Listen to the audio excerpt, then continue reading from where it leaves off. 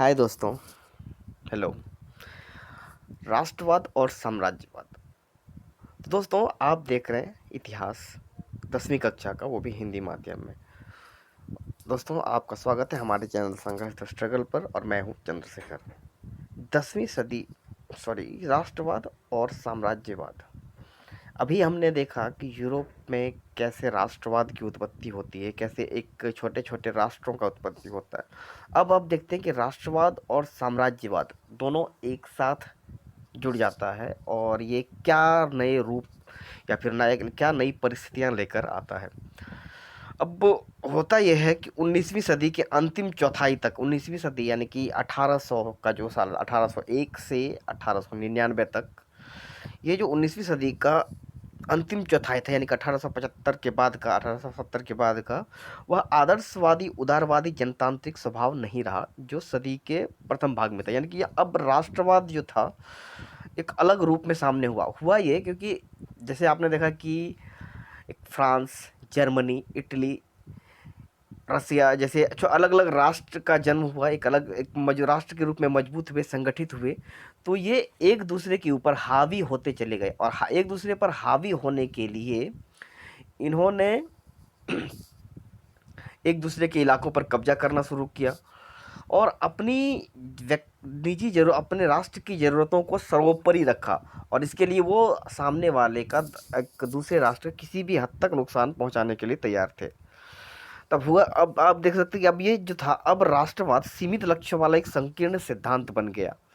यानी कि बस, आप कहते हैं ना कि आज यदि आप राष्ट्रवाद की बात करें तो आज अपने आसपास गांव में, समाज में, जहां भी रहते हैं आप, अपने इर्द गिर्द लोगों से नेशनलिज्म, जैसे आप नेशनल और एंटी नेशनल वाला जो मुद्दा आप देख सकते हैं कि आसपास में चल रहा है, राष्ट्रवाद उस दौर में कुछ ऐसे ही स्थिति से गुजर रहा था। इसी दौर में राष्ट्रवादी समूह एक दूसरे के प्रति अनुदार भी होते चले गए। अब एक राष्ट्र है, एक राष्ट्रवादी समूह है, दूसरे राष्ट्रवादी समूह के साथ उतने उदार नहीं रह गए। अब वो एक दूसरे से ईर्ष्या रखने लगे, यानी कि एक दूसरे की हित आपस में टकराने लगे, और एक दूसरे से हमेशा लड़ने के लिए तैयार रहते थे। साथ ही प्रमुख यूरोपीय शक्तियों ने अपने साम्राज्यवादी उद्देश्यों की प्राप्ति के लिए अधीन लोगों की राष्ट्रवादी आकांक्षाओं का इस्तेमाल किया। अब हुआ ये कि कहीं पर अपने व्यक्तिगत हितों के, जो शक्ति, यूरोप की जो बड़ी बड़ी शक्तियां उभर कर सामने आई, वो लोग अपने जो अधीन जो क्षेत्र थे वहाँ के लोगों की राष्ट्रवादी आकांक्षाओं का इस्तेमाल किया। 1871 के बाद यूरोप एक गंभीर राष्ट्रवादी तनाव का स्रोत बाल्कन क्षेत्र था यूरोप में। अब बाल्कन क्षेत्र है ये यूरोप का पूर्वी और दक्षिणी या दक्षिण पूर्वी हिस्सा, जिसमें रोमानिया, बुल्गारिया, अल्बानिया, यूनान, Macedonia, Croatia, Bosnia Herzegovina, Slovenia, Serbia, Montenegro आदि ये सब क्षेत्र शामिल हैं। इस क्षेत्र के निवासियों को आमतौर पर स्लाव कह के पुकारा जाता है। बाल्कन क्षेत्र का बड़ा हिस्सा, इस क्षेत्र का जो है बहुत बड़ा हिस्सा ऑटोमन साम्राज्य के नियंत्रण में था। अब बाल्कन क्षेत्र में एक राष्ट्रवाद का जो विचार फैलने लगा, और जब राष्ट्रवाद का विचार फैलने लगा तो अलग अलग, जैसे कि चाहे वो स्लोवेनिया के लोग हों या यूनान के हों, इस क्षेत्र में लोगों में राष्ट्रवाद की भावना फैलने लगी। बाल्कन क्षेत्र बड़ा हिस्सा ऑटोमन साम्राज्य की, अब यहाँ पर है कि विचारों के फैलने लगा, और जिसके कारण यहाँ पर साम्राज्य में विघटन की स्थिति काफ़ी विस्फोटक हो गई। अब वो लोग अलग अलग राष्ट्र में विघटित होने लगे।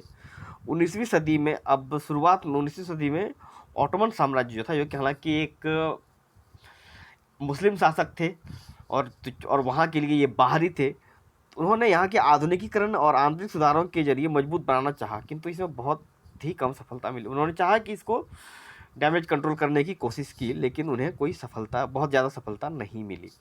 एक के बाद उसके अधीन यूरोपीय राष्ट्रीयताएं उसके चंगुल से निकलकर स्वतंत्रता की घोषणाएं करने लगी। अब वहाँ पर एक एक के बाद एक अलग होने लगी, और उनसे एक अलग स्वतंत्र राष्ट्र की घोषणाएं करने लगी। बाल्कन लोगों ने आज़ादी या राजनीतिक अधिकारों के अपने दावे को राष्ट्रीयता का आधार दिया। इन्होंने इतिहास का इस्तेमाल यह साबित करने के लिए किया कि वे कभी स्वतंत्र थे, किंतु तत्पश्चात विदेशी शक्तियों ने उन्हें अधीन कर लिया।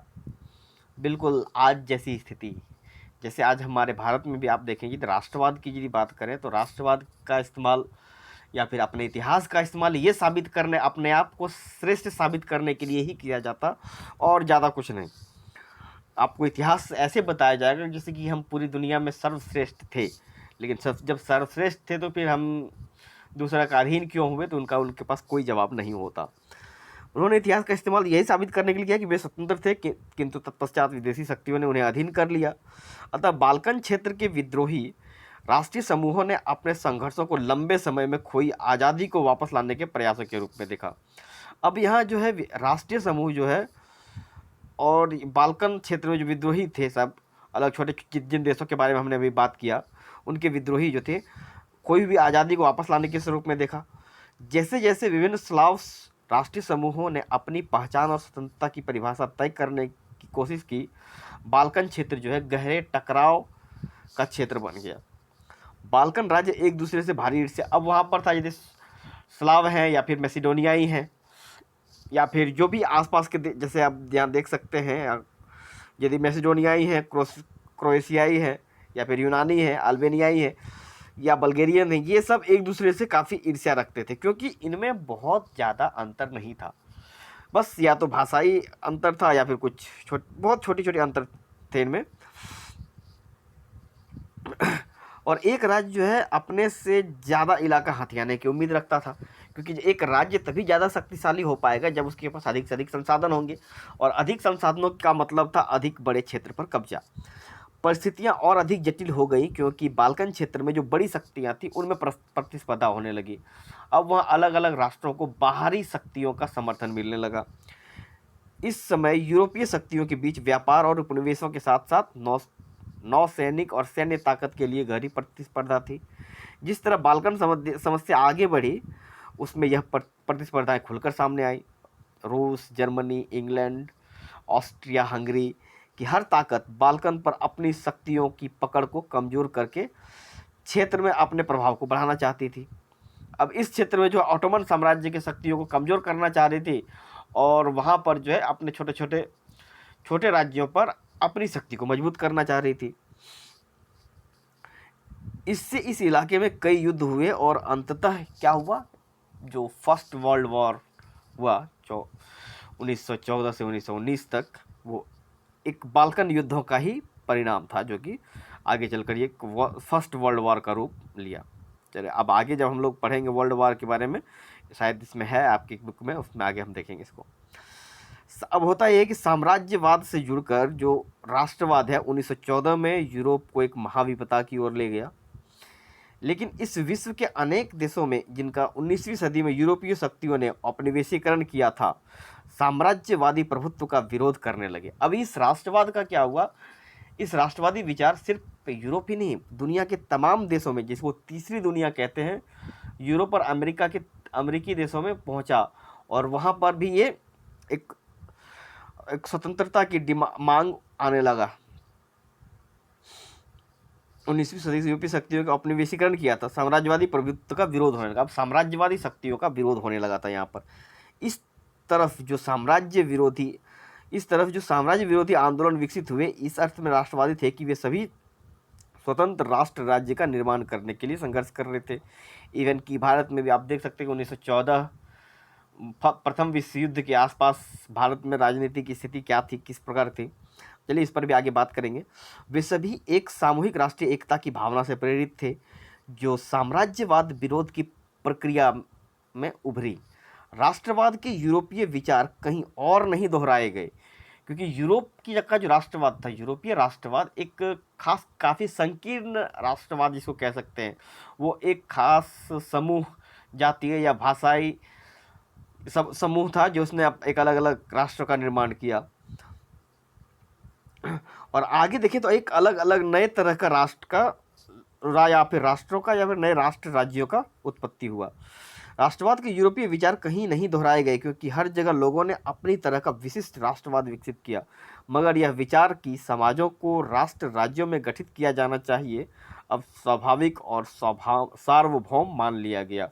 अब हर क्षेत्र में एक राष्ट्र की या फिर राष्ट्र राज्य के विचार को स्वीकार किया गया, और यहाँ पर और पूरे दुनिया तब एक छोटे छोटे देशों में बंटने लगी।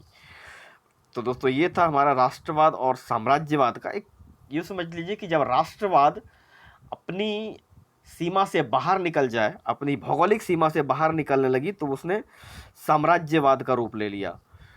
आज जो 20वीं सदी का जो साम्राज्यवाद था, वो साम्राज्यवाद राष्ट्रवाद का ही एक बड़ा रूप था। जब राष्ट्रवाद अपनी भौगोलिक सीमा से बाहर निकला तो उसे साम्राज्यवाद कह सकते हैं। मतलब राष्ट्रवाद जब अपनी भौगोलिक सीमा से बाहर निकल जाता है तो उसे साम्राज्यवाद कह सकते हैं। तो दोस्तों ये था हमारा आज का राष्ट्रवाद और साम्राज्यवाद। मिलते हैं अब नेक्स्ट एपिसोड में, तब तक के लिए धन्यवाद।